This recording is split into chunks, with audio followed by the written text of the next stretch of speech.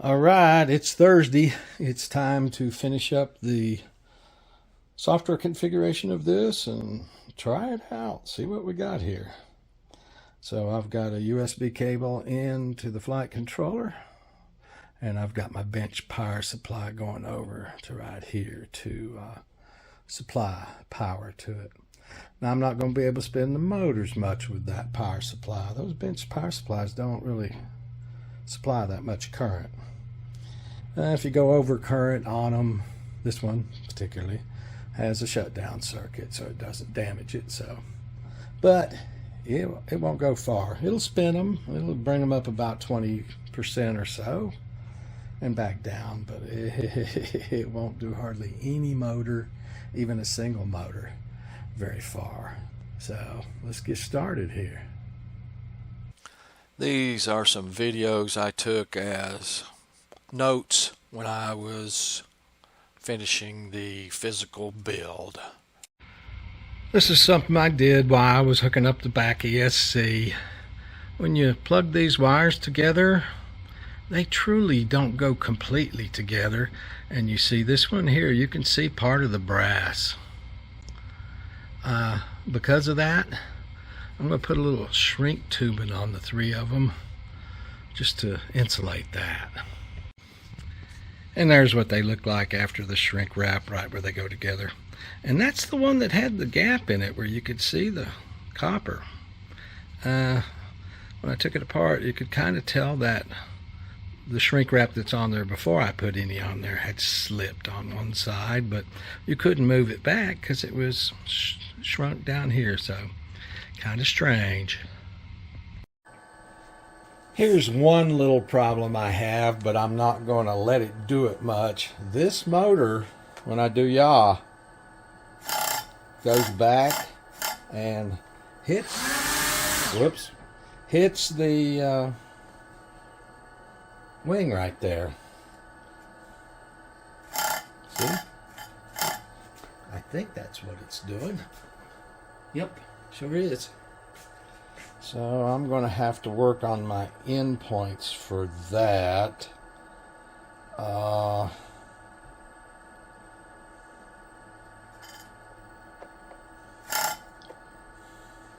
Also, if you notice, if I raise the throttle, it does come up a little bit. That's full throttle, and the reason at full throttle it's not flying right now is because of my bench power supply. Let me show you that. And if you look at my bench power supply, you'll see right now, here's the current. And you see I have limited it to 2 amps. So for as much as you saw the motors turning, it came right up to the 2 amps right here and doesn't go above that. That's the way I keep quads and stuff from jumping off the table when I've got them on the bench power supply. The bench power supply really only supplies a maximum of 2.522 amps. So you see I'm real close to the top with this value. It won't supply 3 amps. But I've limited it to 2 amps so I don't damage my bench power supply. And as I said, the quads and stuff will not get enough current to get off the ground here on the bench. So last night I was in part 1. I had gotten all the way down through this radio calibration set up over the RC receiver and all the configuration is sort of associated with that. And I went on to do the physical build off camera, and it just really didn't take long at all last night.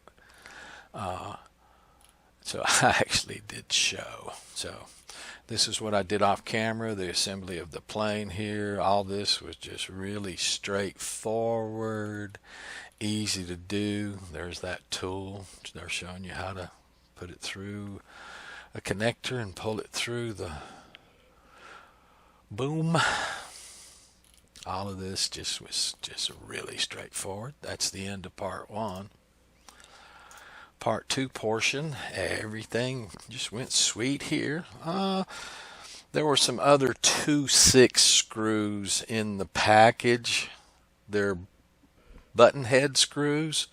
There's only one 2x20 and only one 2x6. Just be careful that you look at the top of them and make sure you're getting the regular screws for this one and not the button head screws. The button head screws are for the battery plate and other places they didn't tell me about. This all just went great. Nothing strange in this except for, like I've said already, my flight controller only has S1 through 8 on it and doesn't have an S9 at all. I can't do a thing about that. Brought the tail boom motor ESC's control in like this right here and put it on S2 like they instructed right here. No problem with that whatsoever. And the 3 ESC wires from the back motor, you saw me connecting them together again. Wow. How about that? You can see a little bit of copper right there in that one. I think they put these together, shrink wrap them, and then take an X-Acto knife and cut around where the thing is, and somehow either some of that slipped or they cut too much. But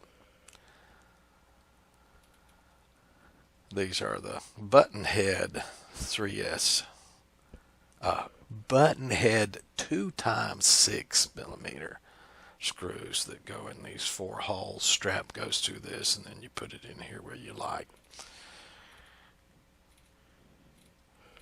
The instructions for assembly are pretty darn good. Now, I did have a little trouble with this, but 6.5 dozen the other. I did exactly what they said here and used calipers to measure 46. Is it 46? Yep, 46 millimeters. But they all 3 weren't exactly right, and my control surfaces aren't exactly level, so I'm going to have to do some fine adjustment of that here in a few minutes to adjust this length. My elevator's slightly down with the 46 millimeters, and if anything, I would want it slightly up. This plane will probably never be thrown as a launch method. I may hand launch it for kicks and grins in airplane mode at some point, and such. There should be just a little up elevator for that. That's usually done in your radio, but we'll get to that when we do get to that. Other than that, all of this was just easy peasy. I've shown you already how during yaw motions in copter mode, one of my motors is hitting the wing, not the motor, the prop itself. Just running through this to see if I remember any difficulties or anything that was strange. My motors props were not like this with the holes in them. They had to have a little insert that comes with the kit to go inside of them to get the screws to work. Okay, here's one strange part now, and we'll look at this later in the Q-plane documentation. I assumed that they had the motors pointing up because they look like they do. And I assumed that my left motor had to turn clockwise My right motor turned counterclockwise and the back motor turned counterclockwise. So that's how I set it up. Later, when I read through the quad plane documentation, that's not the way they say to do it in the documentation. And I'll reference that again when we get to that part. It might be in another video and not exactly in this one. We'll see. And down here's put the decals on, which I'm not going to do. I'll put my registration number on it, and that will be it. I'm not sure I'll put a remote ID module on this or even a way to do it. I may or may not. I'd say I could do one in the USB ports, but moving more and more where I just don't want to do remote ID. Screw them. I don't think they'll find me the first time or take my platforms. But that's a whole different subject. So that brings us down to the end of building and configuring part 1 and 2. They do have another thing here, but this basically just talks about the FX405. Talks about here, just need to hook up your receiver, calibrate your radio, and set up the flight modes to match with the 3 or 6 position switch. I chose a 6 position switch. They don't tell you anywhere in this what channel they want to do the modes on. If you look in the parameter file, their default, you'll see that they used channel 6. Channel 6 is also for one of the motors, but we're getting back into what I had discussed in the previous video is, can you use the input of a channel from the radio to the flight controller for functions that won't affect the output on that same channel? And I've proved it today. Yes, you can. We'll get into that at another time too. Download mission planner here. Here's the 435 firmware. Whoops. And you see, I've already done it once. It pulled it right in. So there's a copy of the default firmware. Here's download here again. Is another. This is the default parameters. Now see, I've already got that in my download subdirectories. That's why it's got a 1 on it. This, in addition to the one I pulled out of the platform, the first thing I did. So I've got 2 of those. Those should be exactly identical, except for this one says it's for S-Bus. It doesn't have the board alt config at 1, and it does not have the RC receiver UART protocol set to 23. But you can always come back here in the documentation to get this firmware or this parameter file should you ever have a problem with it. Flight modes have been pre-configured. Please configure them to your radio's 3 or 6 position switch accordingly. On RC channel 6. Oops, it doesn't say that here, does it? So they only have 3 modes set up on this thing. They have a Q loiter, they have a fly-by-wire A, and a Q return to launch. This one's a normal airplane mode. These 2 are just a Q quad plane functions. That's all. You can fly this thing all day with just these. You're going to go start it up in Q loiter and fly it. I did that today in the backyard as a little test when I was testing the copter function directions, where my control inputs doing what I wanted, and they were.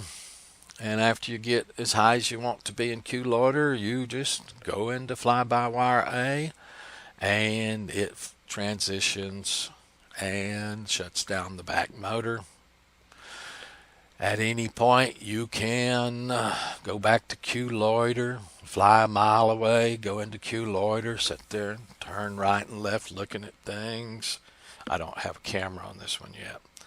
and then go back into fly-by-wire A mode. When we look at quad plane, you're going to see there's a lot of fancy things this thing does. For instance, the QRTL, as it says right here, I could be out there a mile in fly-by-wire A, pull it into Q loiter, and stop right there, fixed altitude, fixed position, and decide I want to come home. I could just flip it into QRTL, and as it says right here, it would then go and transition into fixed wing mode, come back to overhead where I'm standing, and then transmission to quad mode again and land. So the whole thing's really well set up out of the box.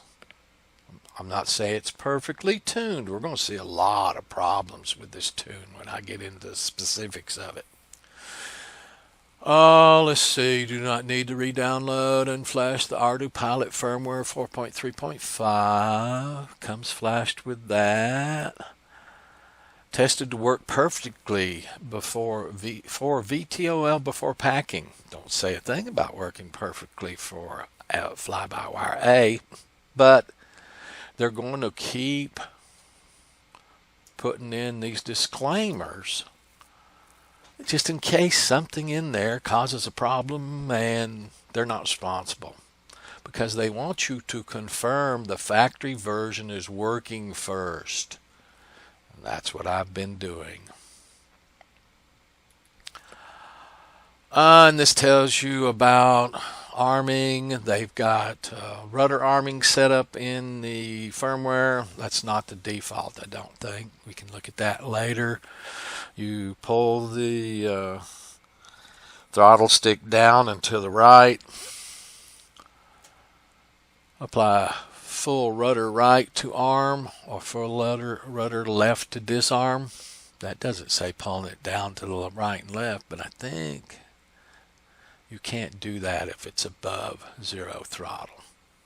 Anyway, there is no arming check, so you may be able to arm it indoors, because these perimeter here, arming check is 0 out of the box, none performed. So it'll let you take this bad boy off before your GPS gets locked up enough to perform a return to launch. And if you go into return to launch without the GPS fully ready, there's no telling where it's going to go. Or it may just ignore your return to launch. Just depends on how the firmware is. Arming required, their default is 1, and arming with the rudder rather than the push button that we're used to on a Pixhawk. We're doing it with the rudder instead. Ensure the radio calibration is done correctly, or it may not arm. This involves the rudder and throttle min-max values. I only radio calibrated channels 1 through 4, did 10 and 12, and actually 6, just because I was going to do my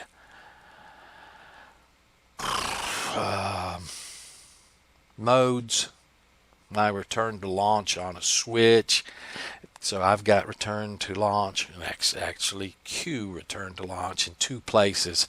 I've got it on my modes, 3-position switch. I may take it off of there later, but the default was it was there, so I'm going with that. And I've also got it on my thumb switch above my throttle, which has always been my return to launch RATS button switch lever. There is an if there's an abnormality with your controller, or if you have messed up the perimeters or default settings, you can download the factory perimeters here. Again, we're probably going to download the third one here. I'll have to delete these later. And it goes here again and talks about the crossfire connection, or ELRS connection to this port, serial 6. That's in the first build file. It does talk about, as I did, that the FX405 does not have a dedicated pin for analog RSSI. You can supply RSSI signal to the F405 via one of the PWM channels from your receiver's PPM S-bus. I really can't, because I can't connect it to any of these because they're all used on mine. Use RSSI type 2. That's something we'll be doing in future. You may be greeted with bad compass health. Again, the GPS isn't powered via USB, and the RC receiver is not powered by USB in this particular flight controller. And it talks to you here. If you don't fly with FPV equipment, you can look right in here to see if you have GPS sats locked up. I'm using CRSF telemetry, so I can actually see it in my radio how many sats I have locked. For my little test in the backyard today, that darn GPS locked up 10 satellites, nice and secure, such that you saw it come up in Q loiter, and it was going to stay at its fixed altitude and its fixed position, as you saw in my little short test. Why the M10 GPSs won't do that yet is just driving me crazy. But as you can see, I went on to other things. Additional information. They do go back again through the perimeters that they talked about in build file 1 for S-bus and I-bus and PPM. This is for ELRS and CRSF with the board alt config 1 and serial protocol 23 right here. And that's the end of that file. So there's not much for us to talk about there. I did go through these videos, especially, I think this is Giz FPV. They did help, but he came to the same conclusions I did. You may be able to fly this thing out of the box, but believe me, all the parameters in the perimeter files are not good for overall flying. I'll tell you about one right now we're going to look at later. The QRTL is set to 60 feet. The airplane RTL is set to 460 something feet out of the box by them. The 460 feet would have just scared the hell out of me if I had done that without checking the perimeters. It would be, to me, like, well, I assumed I was flying along at 300 feet, put it into return to launch in airplane mode, and the thing just starts going up. I would probably go back into regular mode, do something. I hope I wouldn't pull the motor stop and let it hit the ground, although it would glide down. I think the servos still work with the motor stop going.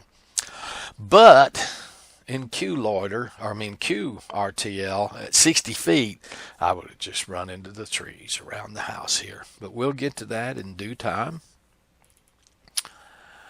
Oh, Mission Planner download, Autopilot firmware download again. I think we've been to all this just a few seconds ago. It's just being rehashed again. What you see right down in here is actually also in this documentation. So, with all that talk spoken about, that sorta shows us the build of the airplane and general configuration that they've done that will work, although there are problems. So let's look. I guess what I'm going to have to do right now is look and see if I need to break this video on 20 minutes or not. And I'll know if we're going to continue right now with this file or we're going to do another one. Be right back. So let's drop that in on this video and the video's at 24 minutes and 37 seconds. So I'm going to break this file right now. I have to come in here and back this up just a little bit to right there, because when Video Studio, when you quit saving a file, it continues saving it long enough to where you see this generating video file junk. Instead of closing the file and then showing you this text, they do it the other way. Just a little bug. So I always have to come in here and cut off that little so that it ends normally. And then for kicks and grins right now, I'm going to come in here and put a thank you on the end of it. Thank you.